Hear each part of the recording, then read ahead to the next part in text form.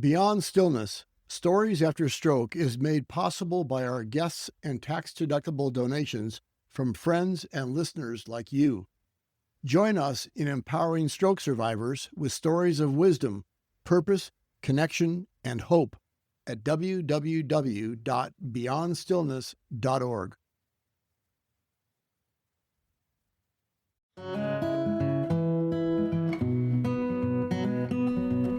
This week on Beyond Stillness, Stories After Stroke, we spotlight Elene Sheets from Corvallis, Oregon. Elene suffered her stroke in February of 2019. She shares ways she learned to surrender control while still dedicating herself to recovery.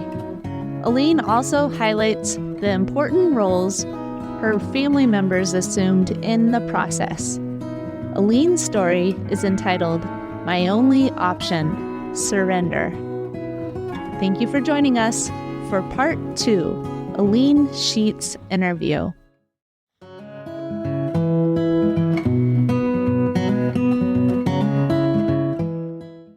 Hello and welcome to Beyond Stillness.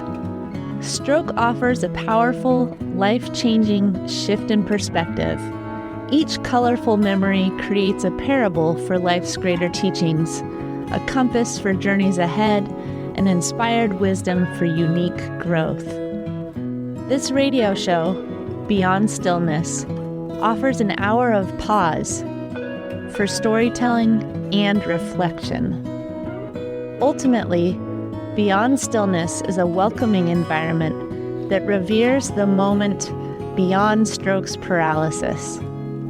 Still moments unite humanity and divinity. I'm your host, Molly Bucola. Today we welcome guest Elene Sheets, a wife and mother from Corvallis, Oregon.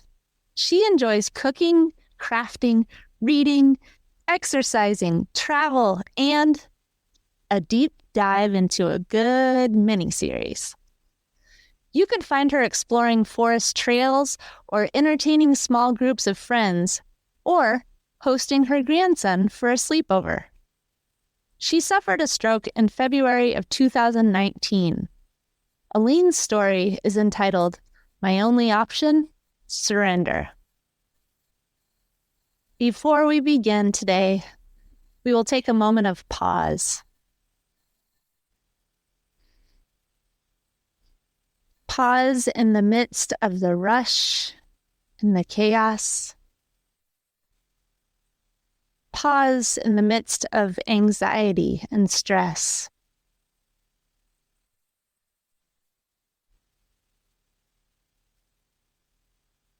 A moment to remember that we are not in full control. A moment to remember that we do our best. We become our best selves when we are able to work with the energy, the love, the spirit that is beyond, that weaves through our relationships, that braids our encounters, and that offers us strength in our journey.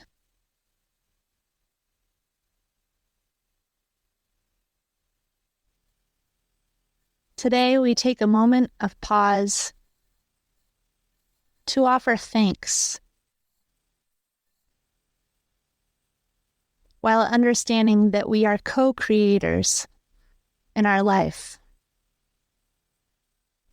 And we give thanks. Hello, Elene. Hi, Molly. Hello. Thanks for joining us today. Going back to when you first had your stroke, Elene, You said that the first time you were aware that you suffered a stroke was when you overheard the nurses talking to each other about your Yeah. case. Yeah. I didn't even know what was wrong with me. I knew I was in the hospital.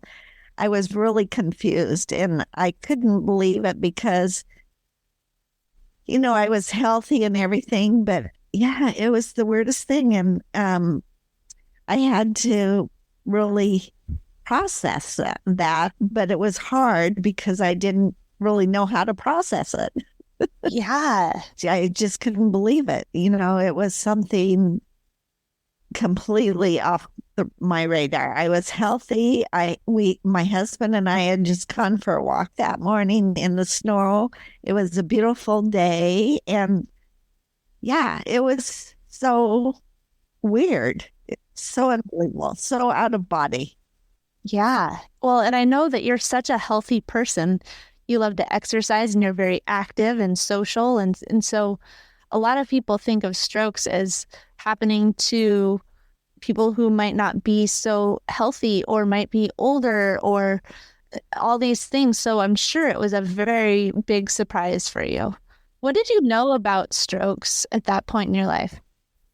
Well, this is unusual. Years ago, my father passed away from continuous strokes. He was in a coma, and I was in my early 20s. My sister and I drove down to Redding, California, which is where he was in the hospital.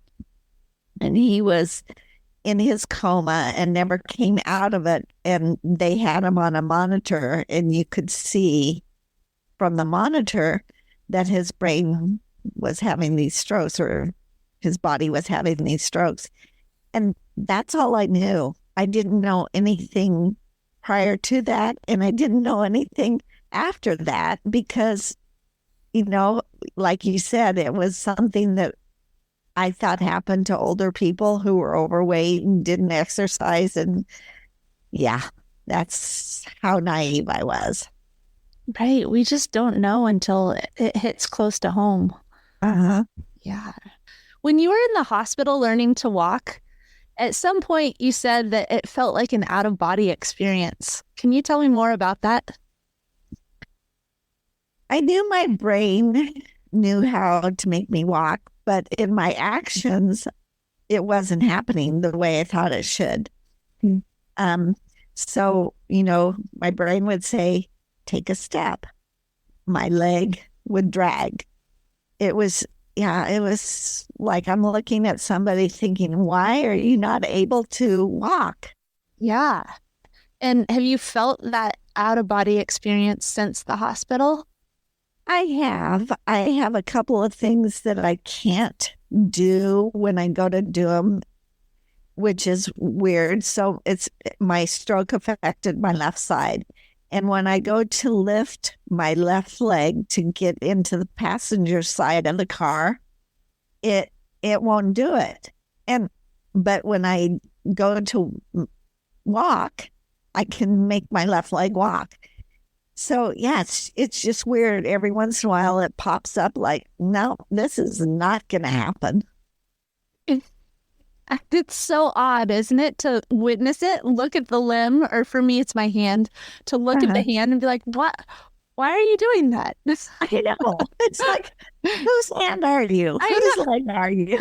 You were working like 10 minutes ago. Yeah, so true. It's so odd. What are your other residual effects? Writing or printing is extremely hard. I cannot do the finite of the scrolling when you're writing, the curviness. And printing is the same thing. If I have to make like an O or a P or a B, something that has a loop on it, it's very hard for me to do. But the other thing I can do is I can button very tiny buttons. I can put my contacts in my eye. I can thread a needle. It is beyond me. I don't get that at all. Yeah. I just had an image of us sitting in a room together thinking, can I trade your ability to button for something that I have? Yes, you can. You praised your husband, Mike, many times throughout your story. Suddenly, he assumed the role of a caregiver. And of course, that mixes up the responsibilities within a relationship, but also the emotion within a relationship. How has your, again, relationship with Mike shifted since the stroke? Oh boy. Okay, so this would be good to ask Mike as well. But so at first I was frustrated, sad, and angry, and I took it out on him. I was not a nice person. Luckily, the doctor had warned him that this is a common thing. I was so dependent on him, and I hated being that way. Luckily, he is so determined and stubborn, and he understood how hard this was for me, and he didn't back down. He didn't take offense. He didn't react. He just would let me have my little fit if I was having a fit, and he would just go on. Wow. So looking back, it really makes me realize how much he loves me, how much he cared for me. His love for me has only deepened. My love for him has only deepened. And I feel like it strengthened our marriage, our friendship, and we just have a lasting commitment to each other. And at times he would say to me, Elene, I took the vow in sickness and in health, and it just came true throughout, my whole recovery, even to this day. That's so beautiful. Yeah. And you've talked about yourself as determined and stubborn also. Yeah. And so two individuals married to each other who are determined and stubborn, sometimes that can be in conflict, but for you, it was actually a strength. Well, yeah, it was conflict on my end, but luckily on his end, he had the, more stable emotional mind, and he wasn't going to let that happen. I'm part Italian, and I talk with my hands, and, I scream and yell when I'm happy, when I'm sad. I cry when I'm happy and I'm sad. So this, I think, was just a bit more pronounced when we were trying to get through this. Yeah. Yeah. How would you suggest other married couples work together when there's one of them who has had a stroke and the other one who is all of a sudden a caregiver? Because it seems like the two of you were able to deepen your relationship, but for a lot of people, their marriages really struggle through this. What's some advice that you have? Gosh, Molly, I don't know. The caregiver, if they could somehow be very understanding, but very firm. Well, the person that's struggling, it's hard for us to recognize their firmness is out of love. Anyway, it was for me for a while. So I really don't know. Mike's personality, his demeanor is, I think, very unique. The man never wakes up in a bad mood. He always is determined to get through something, find the positive out of everything. So I was just really lucky he was my partner. You two are very special people as individuals and as a couple. Yeah, I am so grateful that I met him and married him, and he's been my partner, and he's been the man to parent with me and make a life for our children and myself and each other. I can't explain it. Well, you've tried, and it's beautiful. So thanks for sharing. You're welcome. In your story, you said, relying on people is not one of my strengths. I remember when I finally realized that I had to depend on my supportive family and friends. It really got me down for a bit. Can you tell me more about that when you realized that you actually had to rely on your family and friends? Sure. I got to a point where I had to surrender to my current situation because I felt like I'm just beating my head against a brick wall. no matter how frustrated or how angry or how sad I was, it wasn't working. And surrendering let me see what reality was, to lean on those who were willing to support me, to accept what I was then did not mean that that would be the way I was always. It just gave me, I guess, permission to let Jesus take the wheel. You know that song? And, it really was a freeing experience. Before we started the recording, we were talking about sometimes we have to hit rock bottom before we can hand it over. And what you just said, let Jesus take the wheel, or just fully surrender and accept the help that people are trying to give us, and accept that we will be able to progress. But right now, we just have to surrender.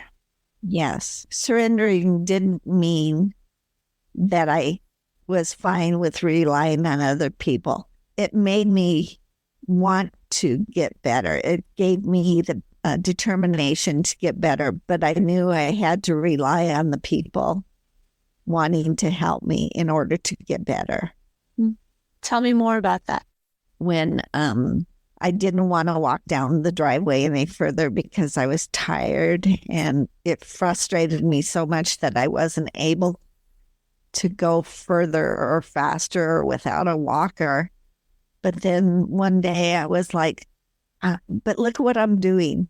Whereas a month and a half ago, I couldn't even walk from my bed to the kitchen without a walker and someone walking behind me. And yeah, Mike still had to be with me, or whoever was walking with me in the driveway still had to be with me. But I could see within myself I was making progress. And it showed how much progress I was making.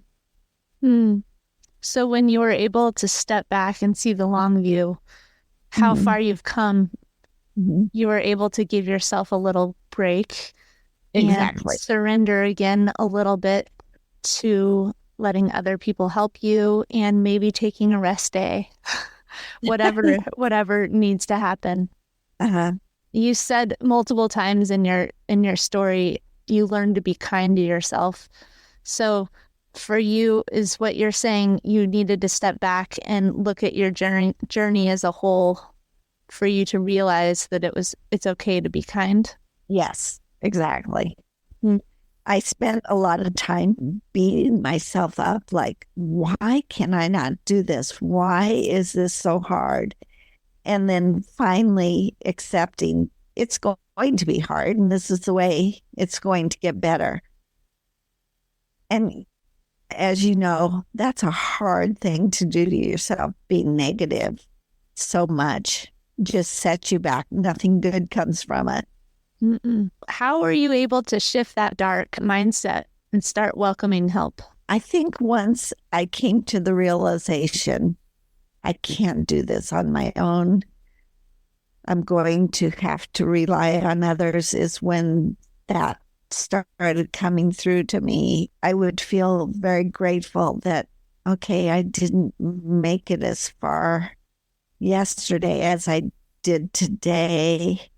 What I would do is do whatever I needed to do for that day, my goal for that day that I had set. And then I would do it, and sometimes it wouldn't happen, or sometimes it would happen, and I could even do a little more. But when I would come back to bed and lay down, I would just kind of reassess it and just kind of become at peace with it, because there's always tomorrow, although as we know, there isn't always tomorrow. But that's just kind of the way I did it. I had to take baby steps and see my progress through my baby steps. And then my baby steps became baby trotting, and, anyway. Oh, I love it. So you're saying two things. You teetered back and forth from looking at the long view. Look how far I've come since the day that I was struggling to get out of bed, to now. Right. And Mhm. sometimes we have to look at the short view thinking, okay, what is the next best thing today, right now? Exactly. And sometimes the short view works and sometimes the long view works, but we have to be able to be flexible and change our perspective Totally. to figure out what works for us in the moment. Yeah. Interesting. Yeah. At one point in your story, you said cognitive therapy was challenging in a completely different way. The exercises revealed unseen disabilities. You also said, there I learned failing didn't mean I was a failure. Can you tell me what happened in cognitive therapy that helped you learn that failing didn't mean that you were a failure? So in cognitive therapy, they're working with memory, reaction time, repetitive things, and that's where the driving came into play. And when I took my first driving test, I had said that I totally failed that. I was all over the road. I was off the road. It was crazy. And it was very disheartening. But then as we did other cognitive therapy sessions, I would do things like at the very beginning of a session, she would give me 5 words to remember. And then at the very end of the session, she would ask me to repeat those 5 words in the order that she gave them to me. Yeah, it's not easy. But in the beginning, it was hard for me to do that. And I failed miserably. And then a few short weeks later, I didn't fail anymore. I mean, maybe I only got 3 out of the 5, but that was better than getting 1 out of the 5. And those 3 were in the order that they needed to be in. And I realized failing, you're at rock bottom, in my mind anyway. And you only got better from there. And so I kind of made that switch in my mind. Okay, today I failed this, but let's see where I am at, in a couple of days. Yeah. So seeing that progress helped you realize it's not me. I'm not a full failure. Today I failed. Right. That's one thing that I love about therapy. It's a little bit of a game. And I'm a little competitive. So it's a little bit of a game. And the more we practice, the more we reconnect those pathways in the brain and develop those abilities. Exactly. And I am not a competitive person, but I became competitive because I was challenging myself. And it was fun to do. Well, I say fun. It wasn't fun to do, but it was interesting to do that. And when I'd come out to the car and tell Mike about what I had to do that day, what she put me through, he goes, I don't know if I could do that, and so that was inspiring. Totally. Well, things like remembering in order 5 words that were given to you a half hour ago. Yeah. That's difficult. Yeah. Oh, and by the way, when you become, I think it's 65, your physician will do the same thing to you. And they'll ask you to put numbers on a clock where they should be and all that. So you have that to look forward to. I'll start practicing. Yeah, because I want to win. I know. Right. You mentioned 2 big benchmarks, learning to walk and learning to drive. What is something that you are currently working on to recover? I have to say, maybe I've gotten a bit lazy. I'm pretty happy where I'm at today. I am going to start physical therapy in a couple weeks because I fell and broke my back earlier this year, or in December, I should say. So I'm going to work some of the things I can't do from my stroke into my physical therapy sessions and see if I can get better. But basically, I'm really happy on a very day-to-day basis. Good. Even though I still have some weakness or lack of being able to do something. Yeah. It's interesting. Sometimes what I've heard from people is they feel good, that I'm done with therapy. I'm good at this point. And then after maybe 10 years, I've heard of people going back to therapy to start working on the things that they were okay not having 10 years ago, but now they want to redevelop those. Sure. And that's what I hear you saying when you're talking about having physical therapy for your back. Why not loop in a couple other things too now? Exactly. It's Exactly. great. Yeah.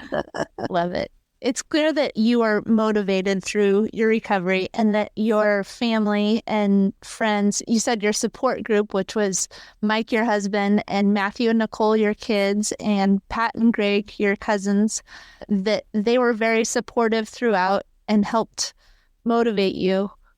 Where else did you find motivation to keep going?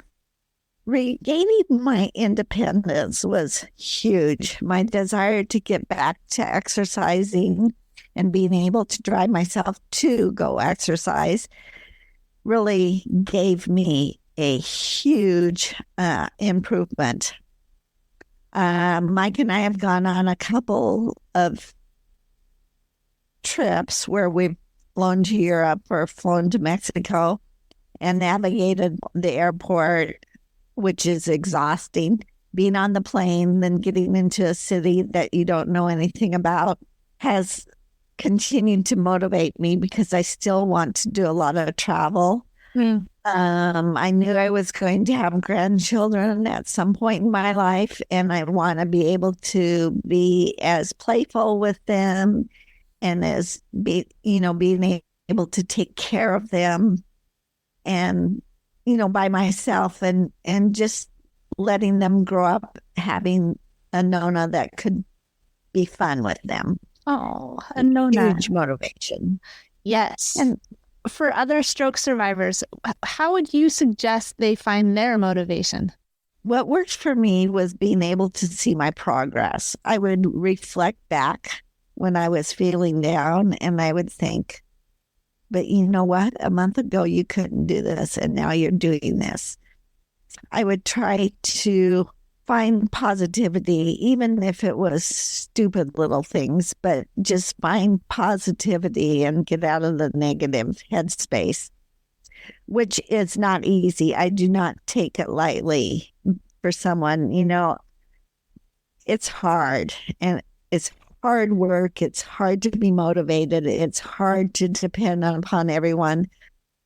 But if you could somehow flip that in some fashion, even as much as just thinking, oh my gosh, it's so sunny outside, or look at those flowers blooming, just something to get out of that negative headspace.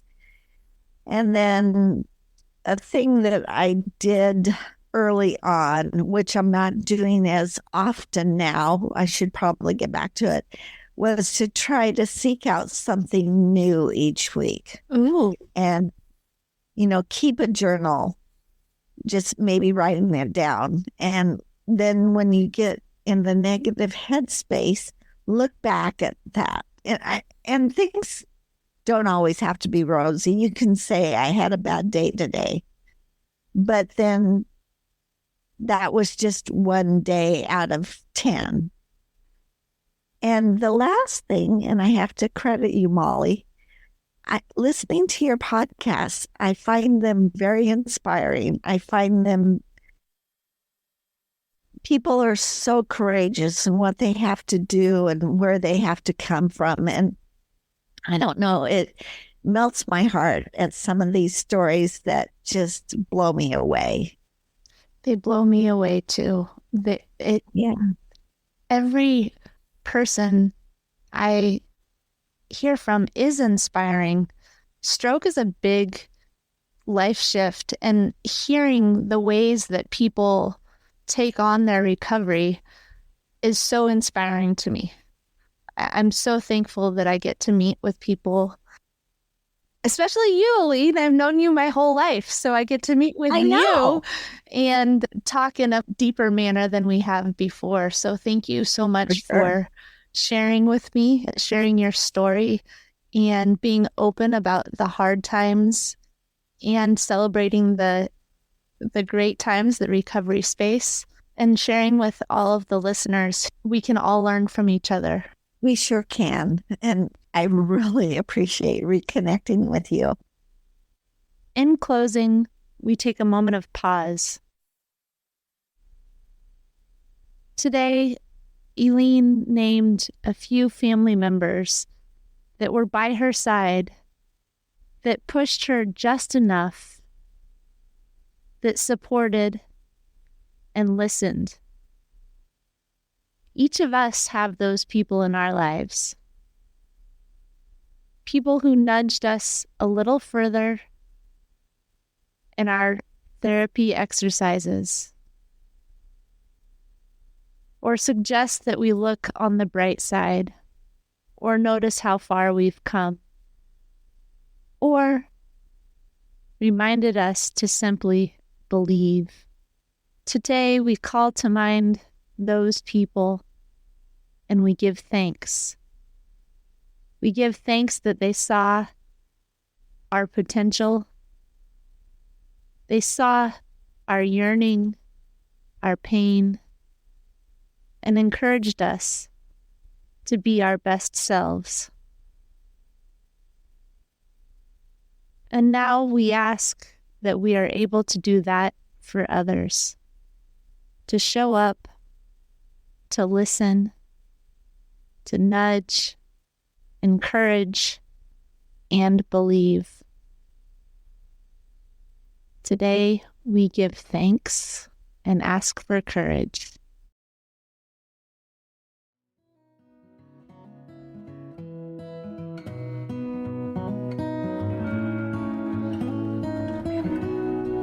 Thank you for devoting time and space to listen to Part 2, Elene Sheets' interview. For the full story, please listen to Part 1, Elene Sheets' story. Each colorful memory creates a parable for life's greater teachings, a compass for journeys ahead, and inspired wisdom for unique growth. In this episode of Beyond Stillness, guest Elene Sheets from Corvallis, Oregon, shared ways she learned to surrender while still dedicating herself to recovery. She also highlighted the important roles her family members assumed in the process. Elene's story is entitled, My Only Option? Surrender. If you enjoyed this moment of pause for storytelling and reflection, please like, share, or subscribe to the Beyond Stillness Stories After Stroke podcast. Again, thanks for listening, and remember, as part of the stroke community, you are more than supportive. You are inspirational.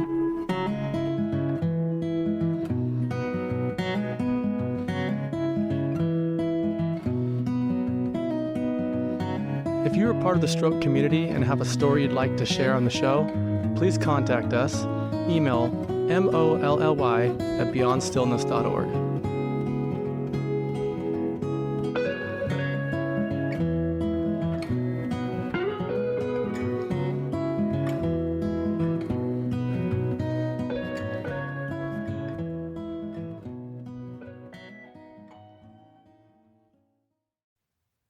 Beyond Stillness, Stories After Stroke is made possible by our guests and tax-deductible donations from friends and listeners like you. Join us in empowering stroke survivors with stories of wisdom, purpose, connection, and hope at www.beyondstillness.org. Another way to support is to like, share, or subscribe to our weekly show. Again, thank you for devoting time and space for this week's episode of Beyond Stillness, Stories After Stroke.